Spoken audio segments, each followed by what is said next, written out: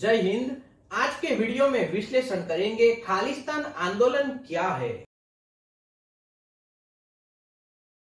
खालिस्तान आंदोलन एक सिख अलगाववादी आंदोलन है जो पंजाब क्षेत्र में खालिस्तान खालसा भूमि नामक एक संप्रभु राज्य की स्थापना करके सिखों के लिए एक मातृभूमि बनाने की मांग कर रहा है। प्रस्तावित राज्य में वह भूमि शामिल होगी जो वर्तमान में भारत का पंजाब, पाकिस्तान का लाहौर का क्षेत्र अपनी राजधानी के रूप में खालिस्तान बनाती है, जो कि पंजाब क्षेत्र के पिछले भौगोलिक क्षेत्र में है जहां एक बार खालसा साम्राज्य की स्थापना हुई थी। जब से 1980 के दशक में अलगाववादी आंदोलन ने जोर पकड़ा, तब से खालिस्तान की क्षेत्रीय महत्वाकांक्षाओं में कभी कभी चंडीगढ़, उत्तर भारत के हिस्से, पूरे भारतीय पंजाब और भारत के पश्चिमी राज्यों के कुछ हिस्से शामिल है।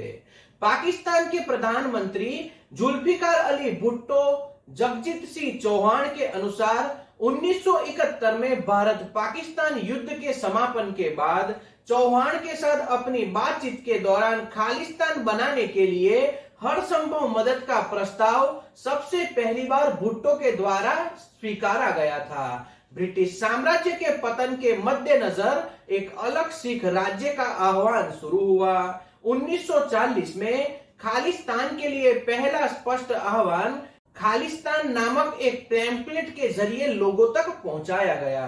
प्रवासी सिखों के वित्तीय और राजनीतिक समर्थन के साथ भारतीय राज्य पंजाब में यह आंदोलन फला फूला, जिसमें सिख बहुत आबादी है। यह आंदोलन 1970 और 1980 के दशक के दौरान जारी रहा और 1980 के दशक के अंत में चरम पर पहुंच गया। 1990 के दशक में उग्रवाद समाप्त हो गया और आंदोलन कई कारणों से अपने उद्देश्य तक पहुंचने में विफल रहा, जिसमें अलगाववादियों पर भारी पुलिस कार्रवाई, घुटिया लड़ाई और सिख आबादी से मोहभंग शामिल है। यानी सिख लोग भी इससे नाराज थे। ऑपरेशन ब्लू स्टार के दौरान मारे गए लोगों के विरोध में वार्षिक प्रदर्शनों के साथ भारत और सिख डायस्पोरा के भीतर कुछ समर्थक है। 2018 की शुरुआत में पंजाब भारत में कुछ आतंकवादी समूहों को पुलिस ने गिरफ्तार किया था। पंजाब के पूर्व मुख्यमंत्री अमरिंदर सिंह ने दावा किया कि हालिया उग्रवाद को पाकिस्तान की इंटर सर्विसेज इंटेलिजेंस यानी ISI और कनाडा, इटली और यूके में खालिस्तानी सहानुभूति रखने वालों का समर्थन प्राप्त है। संगरूर में 2022 में चुने गए सिमरनजीत सिंह मान वर्तमान में भारतीय संसद और उनकी पार्टी के खुले तौर पर खालिस्तानी सांसद है। शिरोमणि अकाली दल वर्तमान में भारतीय संसद में एकमात्र खालिस्तान समर्थक पार्टी है। अब इसे थोड़ा विस्तार से जानते हैं। सिख दक्षिण एशिया के पंजाब क्षेत्र में केंद्रित है। अंग्रेजों द्वारा अपनी विजय से पहले पंजाब के आसपास के क्षेत्र पर बंजा बहादुर द्वारा स्थापित सिख के संघ द्वारा शासन किया गया था। 1767 से 1799 तक मिसलों ने पूरे पंजाब पर शासन किया, जब तक महाराजा रणजीत सिंह द्वारा 1799 से 1849 तक सिख साम्राज्य में उनका एकीकरण नहीं किया गया। 1849 में द्वितीय एंग्लो सिख युद्ध के अंत में सिख साम्राज्य अलग अलग रियासतों और पंजाब के ब्रिटिश प्रांत में भंग हो गया। नए विजय क्षेत्रों में धार्मिक राष्ट्रवादी आंदोलन ब्रिटिश फूट डालो और राज करो प्रशासनिक नीतियों के जवाब से उभरा। हिंदू, सिख और मुसलमानों को परिवर्तित करने वाले ईसाई मिशनरियों के कथित सफलता और एक आम धारणा के बीच में पतन का समापन भारत का धार्मिक समुदाय जमीनी स्तर पर धार्मिक पुनरुत्थान कर रहा था। 1930 के दशक में जैसे ही ब्रिटिश साम्राज्य का विघटन शुरू हो गया, सिखों ने सिख मातृभूमि के लिए अपना पहला आह्वान किया, यानी उन्होंने सबसे पहले अपनी अलग जमीन मांगी। जब मुस्लिम लीग ने लाहौर प्रस्ताव में पंजाब को एक मुस्लिम राज्य बनाने की मांग की गई, तो अकालियों ने इसे ऐतिहासिक रूप से सिख क्षेत्र को हड़पने के प्रयास के रूप में देखा। इसके जवाब में सिख पार्टी शिरोमणि अकाली दल ने एक समुदाय के लिए तर्क दिया जो हिंदुओं और मुसलमानों से अलग था। अकाली दल ने खालिस्तान की कल्पना पटियाला के महाराजा के नेतृत्व में अन्य इकाइयों के प्रतिनिधियों वाली कैबिनेट की सहायता से एक धार्मिक राज्य के रूप में स्वीकार की और सरकार से इसकी अलग से मांग की। देश में वर्तमान पंजाब, भारत पाकिस्तान के लाहौर सहित अन्य शिमला पहाड़ी राज्यों के हिस्से इस प्रदेश में शामिल थे। तो इन प्रदेश को एक अलग खालिस्तान प्रदेश के रूप में उस वक्त मांगा गया था। भारत के 1947 के विभाजन से पहले लुधियाना के अलावा पूर्व विभाजन ब्रिटिश पंजाब प्रांत के किसी भी जिले में सिख बहुसंख्यक नहीं थे। जहां सिखों की आबादी 41.6% थी, बल्कि प्रांत में इसके स्थान के आधार पर इस क्षेत्र के जिलों में हिंदुओं का मुसलमानों का बहुमत था। 1947 में ब्रिटिश भारत का विभाजन धार्मिक आधार पर किया गया, जहां पंजाब प्रांत को भारत और नवनिर्मित पाकिस्तान के बीच विभाजित कर दिया गया। इसके परिणाम स्वरूप अधिकांश सिख हिंदुओं के साथ पाकिस्तान क्षेत्र से भारत के पंजाब चले आए, जिसमें वर्तमान हरियाणा और हिमाचल प्रदेश भी शामिल थे। यानी इन 3 राज्यों को मिलाकर उस वक्त पंजाब राज्य बनाया गया था। सिख आबादी जो 1941 में कुछ पाकिस्तानी जिलों में 19.8% तक बढ़ गई थी। भारत की 1947 की स्वतंत्रता के बाद अकाली दल के नेतृत्व में पंजाबी सूबा आंदोलन के पंजाबी लोगों के लिए एक प्रांत सूबा बनाने की अलग से मांग की। अकाली दल की मांगों की अधिकतर स्थिति एक संप्रभु राज्य यानी खालिस्तान की मांग थी, जबकि इसकी न्यूनतम स्थिति भारत के भीतर एक स्वायत्त राज्य की थी। यानी इन लोगों के द्वारा एक अलग राज्य मांगा गया था। पंजाबी सूबा आंदोलन के दौरान उठाए गए मुद्दों को बाद में खालिस्तान के समर्थकों द्वारा एक अलग सिख देश के निर्माण के लिए एक आधार के रूप में इस्तेमाल किया गया, यानी खालिस्तान की मांग रखी गई। जैसे कि भारत के धार्मिक आधारित विभाजन के कारण बहुत अधिक रक्तपात हुआ। भारत सरकार ने शुरू से इस मांग को अस्वीकार किया था। भारत सरकार इस बात से चिंतित थी कि पंजाबी बहुसंख्यक राज्य बनाने का प्रभावी अर्थ फिर से धार्मिक आधार पर राज्य को बनाना होगा। जैसे पाकिस्तान और इंडिया को बांटा गया था, इसी तरह से इसमें मांग उनको देखी गई। 7 सितंबर 1966 को पंजाब पुनर्गठन अधिनियम संसद में पारित किया गया, जो 1 नवंबर 1966 से लागू हुआ। इसके अलावा पंजाब को हिमाचल प्रदेश के कुछ क्षेत्रों के साथ पंजाब और हरियाणा राज्य में विभाजित कर दिया गया। चंडीगढ़ को केंद्र शासित प्रदेश बनाया गया, जबकि इंदिरा गांधी के नेतृत्व वाली केंद्र सरकार ने पंजाब राज्य के निर्माण पर सहमति व्यक्त की, लेकिन चंडीगढ़ को अपनी राजनीति बनाने से इनकार कर दिया और इसे स्वायत्त बनाने से इनकार कर दिया गया। पंजाब सूबा आंदोलन के परिणाम अपने नेताओं की मांगों को पूरा करने में विफल रहा और इन राज्य को 2 हिस्सों में बांट दिया गया। पंजाब और हरियाणा अब चंडीगढ़ की राजधानी साझा है।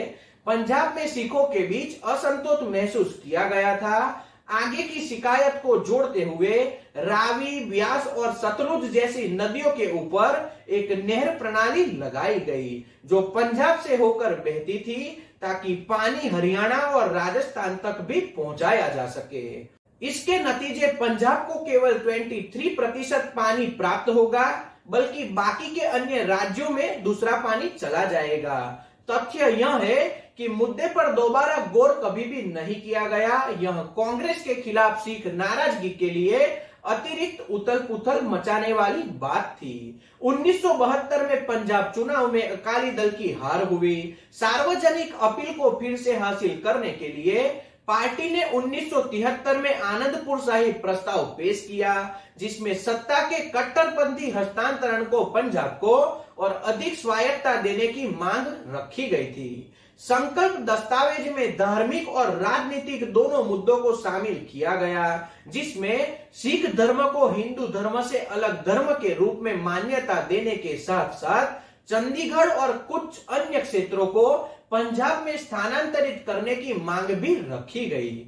इसमें यह भी मांग की गई कि केंद्र से राज्य सरकारों को सत्ता मौलिक रूप से हस्तांतरित की जाए, यानी कि एक अलग से मुख्य राज्य का दर्जा इनको दिया जाए। 1977 में भारत लौटने के बाद चौहान ने 1979 में ब्रिटेन की यात्रा की।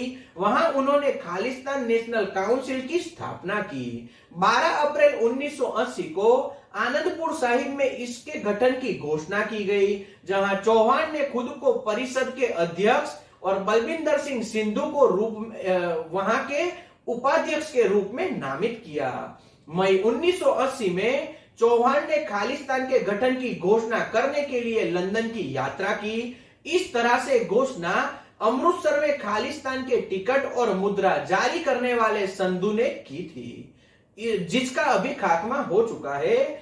खालिस्तान हाउस नामक एक इमारत से संचालन करते हुए चौहान ने एक कैबिनेट नामित किया और खुद को खालिस्तान गणराज्य का अध्यक्ष घोषित किया, जो प्रतीकात्मक खालिस्तान पासपोर्ट, डाक टिकट, खालिस्तानी डॉलर जारी करता था। इसके अलावा ब्रिटेन और अन्य यूरोपियन देशों में दूतावास चौहान के द्वारा खोले गए और यह बताया गया कि एक धनी कैलिफोर्निया आंडू मैग्नेट के समर्थन से चौहान ने अपने ऑपरेशन को आगे बढ़ाने के लिए एक बैंक खाता भी खुलवाया है और वहां पर वह फंडिंग भी लेता था।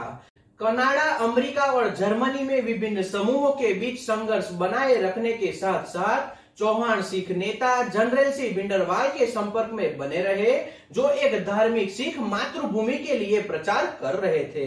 अगले दशक में ध्यान आकर्षित करने तक दस्तावेजों को छिपा दिया गया और लोगों के सामने इस आंदोलन को भुला दिया गया। फिर 1982 में अकाली दल और जनरल सिंह भिंडरवाल के संपर्क को लागू करने के लिए एक धर्म युद्ध मोर्चा शुरू करने के लिए सभी लोगों ने हाथ मिलाए। हजारों लोग इस आंदोलन में शामिल हुए, यह महसूस करते हुए कि सिंचाई के लिए पानी के बड़े हिस्से को पंजाब के लिए लाया जाएगा और चंडीगढ़ को वापस पंजाब में जोड़ा जाएगा। इन दो मांग को देख के लोग इस आंदोलन के साथ वापस जुड़ गए। वैश्विक सिख डायस्पोरा के खालिस्तान के लिए प्रयासों और संशोधन का निवेश किया, लेकिन खालिस्तान आंदोलन जून 1984 में ऑपरेशन ब्लू स्टार तक वैश्विक राजनीतिक परिदृश्य पर लगभग अदृश्य रहा, यानी कि आंदोलन कभी भी खड़ा नहीं हो पाया। 29 अप्रैल 1986 को अकाल तख्त में अलगाववादी सिखों की एक सभा ने खालिस्तान के एक स्वतंत्र राज्य की घोषणा कर दी और खालिस्तान के पक्ष में कई विद्रोही उग्रवादी समूहों के बाद में भारत सरकार के खिलाफ एक बड़ा विद्रोह छेड़ दिया।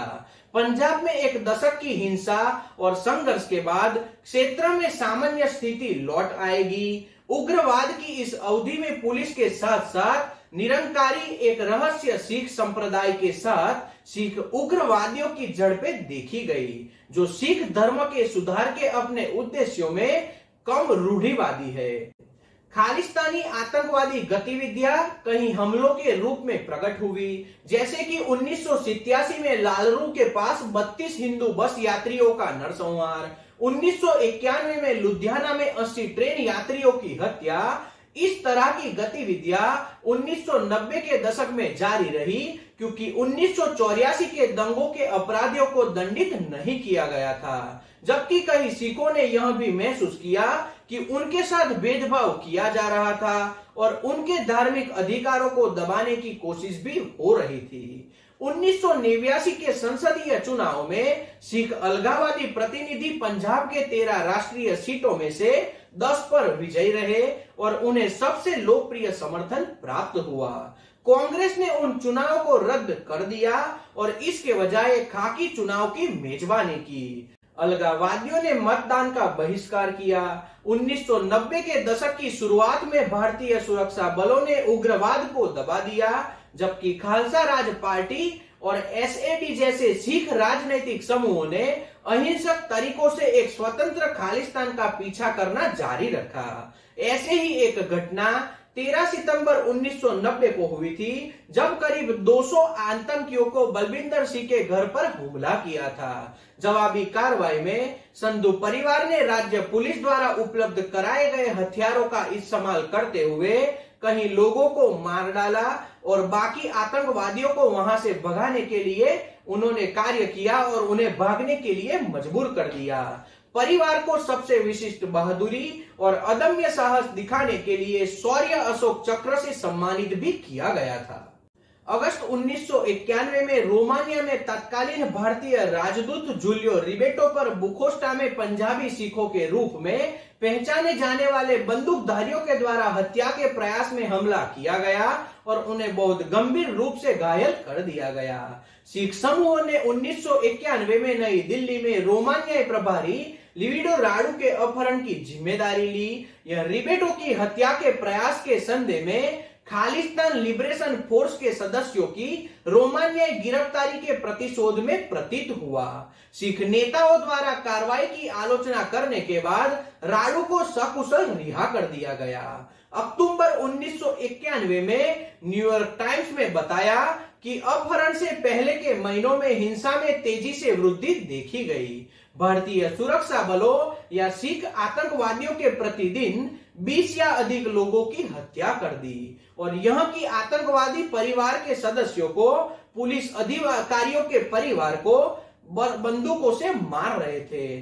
24 जनवरी 1993 से 4 अगस्त 1993 तक Khalistani NGO unrepresented nation and peoples organisation का सदस्य रहा और 22 जनवरी 1995 को इसकी सदस्यता स्थायी रूप से निलंबित कर दी गई क्योंकि उन्हें पता लगा कि यह आतंकवादी संगठन है। 31 अगस्त 1995 को मुख्यमंत्री बेअंत सिंह एक आत्मघाती बम विस्फोट में मारे गए थे, जिसके लिए खालिस्तान समर्थक समूह बब्बर खालसा ने जिम्मेदारी ली। हालांकि सुरक्षा अधिकारियों के समूह की भागीदारी को संदिग्ध बताया था, जबकि उग्रवादियों को पहले की अवधि में सिख अलगाववादियों के बीच कुछ समर्थन प्राप्त था। यह समर्थन धीरे धीरे गायब हो गया। उग्रवाद के पंजाब की अर्थव्यवस्था को कमजोर कर दिया और राज्य में हिंसा में वृद्धि पाई गई। घटते समर्थन और तेजी से प्रभावी भारतीय सुरक्षा सैनिकों के साथ राज्य विरोधी लड़ाकों को खत्म करने के साथ 1990 के दशक की शुरुआत में सिख उग्रवाद प्रभावी रूप से समाप्त हो गया।